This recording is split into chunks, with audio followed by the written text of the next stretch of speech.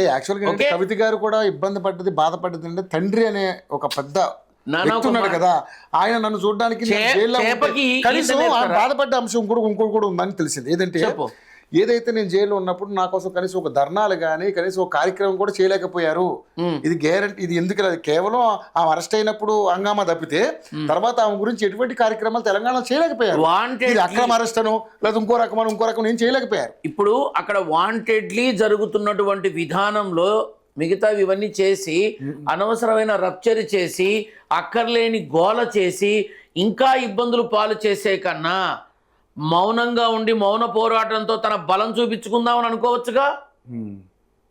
అనుకోవచ్చుగా, తప్పైతే లేదుగా. ఇప్పుడు నాకు ఒక మాట చెప్పు, భవిష్యత్తులో కవితమ్మ మన తమిళనాడు జయలలిత లాగా మన రాష్ట్రానికి ముఖ్యమంత్రి కాదని నువ్వు రాసియగలవా కదా? చెప్పలేం. బట్ టైం వచ్చినప్పుడు నేను మాట్లాడతా, సమయం వచ్చినప్పుడు మాట్లాడతా. ఇప్పుడు ఏంటి, పూర్తిగా పార్టీని ముందుకు నడిపించే విధానంలో తండ్రికి తగ్గ బిడ్డలుగా వీళ్ళు మారుతున్నారేమో, ఆయుధాలు తయారు చేస్తున్నాడేమో. ఇప్పుడు ఏమంటాడు, వీడు బీఆర్ఎస్ తొత్తు, వీడు పేటీఎం బ్యాచ్ గాడు అని అంటారు. సరే, వాళ్ళ అలా అంటేనే నాకు ఇష్టం. అప్పుడే కదా దాని అర్థం మన ఈ ఇంటర్వ్యూ చూసేది వాళ్ళు చూడాలని కోరుకుంటా. కామెంట్స్ గురించి 100 పెడతారు, నాకు అనవసరం. ఇవాళ రాజకీయంలో నేను ఒక్కటే అడుగుతా, ఇవాళ కవితమ్మ బయటకు వచ్చేందుకు మాట్లాడుతున్నారు. ఆ రోజు రేవంత్ రెడ్డి బయటకు వచ్చినప్పుడు ఇలానే మాట్లాడారు. రేవంత్ రెడ్డి పార్టీ మారిన తర్వాత ఇంకెవరు సీఎం క్యాండిడేట్ లేరా కాంగ్రెస్కి అని కూడా అన్నారు. అలాగే ఇప్పుడు కవితమ్మ పార్టీ పెట్టి చేస్తే తప్పేంటి?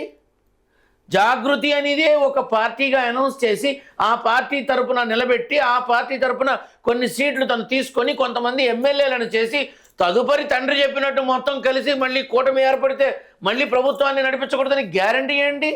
నీకు తెలుసా? గ్యారంటీ లేకుండా లేదు. తెలుసా? తెలియదు కదా. కాబట్టి బీఆర్ఎస్ అనేది ఖచ్చితంగా ఏ రకంగా చూసుకున్నా అక్కడ లోపల ఉన్నది కేసీఆర్, అపరమేధావి.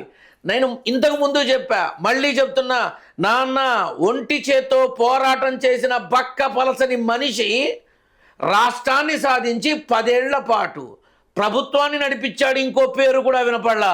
రేపు 10 వారాల్లో తను బయటకు వచ్చిన బిడ్డలు రెండ్రా అని అంటే అంటాడా పక్కన పెట్టు, అంటే అని క్వశ్చన్ వేస్తున్నా. అయిపోయా కదా. అయితే ఇప్పుడు ఏంటి, చలో వాళ్ళు యుద్ధం చేస్తున్నారు. రేపు నేను చచ్చిపోయినా నా బిడ్డలు నిలబడతారు అనే నమ్మకంతో కూర్చున్నాడేమో ఆయన. ఆ నమ్మకంతో కూడా కూర్చుని ఉండొచ్చు కదా. కాంగ్రెస్తో అది నేషనలైజ్డ్ పార్టీ, జాతీయ పార్టీ. టీఆర్ఎస్ అనేది ప్రాంతీయ పార్టీగా మొదలైంది. నేషనలైజ్ అనుకోను నేను, అది ప్రాంతీయ పార్టీనే. ప్రాంతీయ పార్టీ ఆ పార్టీతో ఢీ కొనబోతోంది రేపు 2 ఏళ్లలో.